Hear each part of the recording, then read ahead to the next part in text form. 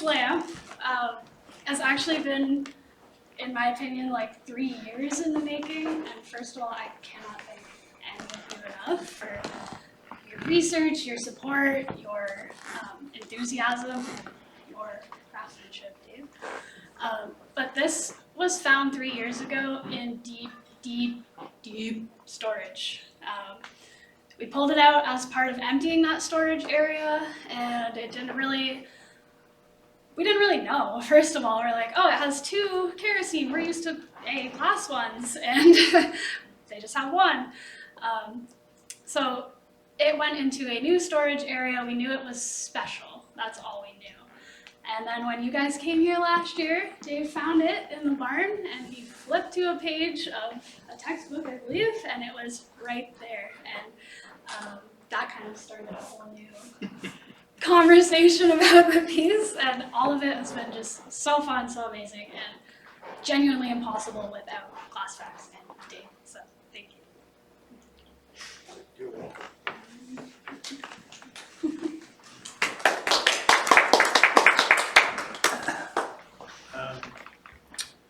Well, I got a whole page to talk about, so let me get at it.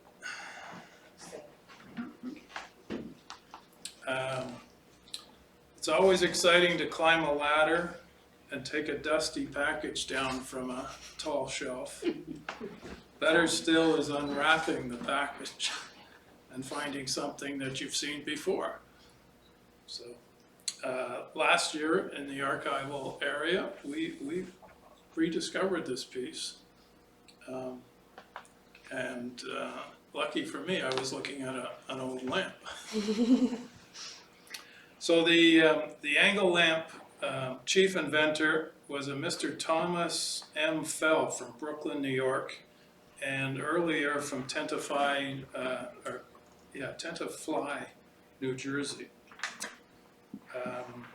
The lamps, I got a couple of patent dates here.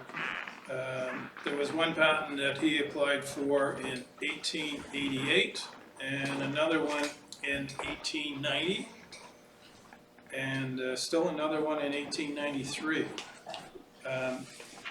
He was quite an inventor, actually. He had a number of patents, I think, in the range of 18 to 20. So these lamps were sold, not necessarily in this configuration, but between 1896, which would have been the earliest, and 1929. So quite a number of years that they were sold for. Various styles, most of them were hanging lamps like this. There is I think a single burner wall lamp, a bracket mount to a wall. And then there were some variations of table lamps. They may have had a looped bracket on them. And I have seen one that had a stand on one side of it, which held one burner and the globe and chimney. Early on, these lamps were sold to businesses, churches, hotels, schools, that sort of thing. And the largest one they made had 8 burners on it. So it would have been a type of chandelier.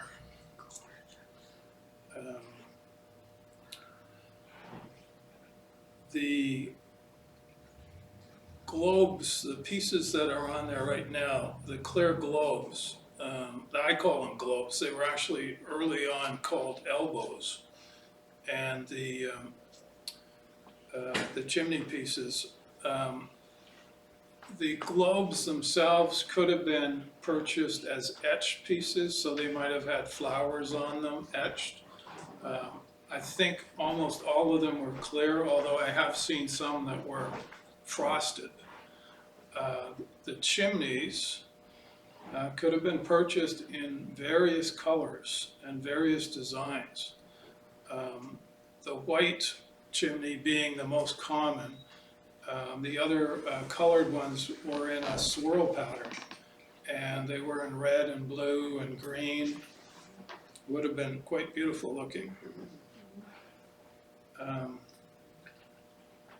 The home use of these lamps didn't start until about 1899.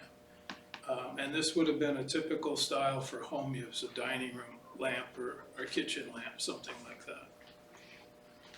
Now, the big advantage of these lamps is the way in which the burner is placed. Because the flame would come off the wick more into the center of the globe. And because the flame would obviously curl up, you would have reflection of the flame from the sides, from the bottom, and you'd have more reflection down from the chimneys, which were more of a solid color, so it would push the light down. And you would essentially have no shadows underneath, which was a great thing for a lot of businesses and a lot of libraries and that sort of thing.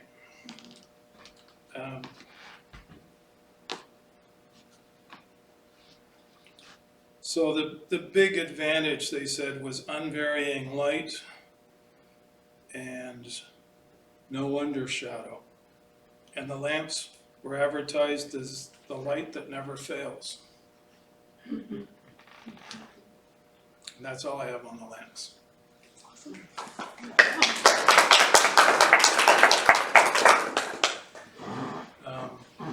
Just an aside, Carl and I generally we're watching websites and auction sites for some time looking for these globes and chimneys.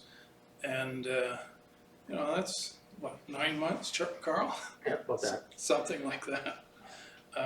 Finally, we found them at Jeff Evans' auction earlier this year. And with the help of Glasfax and the Wallaceburg Musuem, we were able to, Carl was able to purchase them. And then they spent a long time getting back from Jeff Evans' place. So, on behalf of Glasfax, we're really proud to present these to you as our donation. Thank you. Yeah. The museum is so. And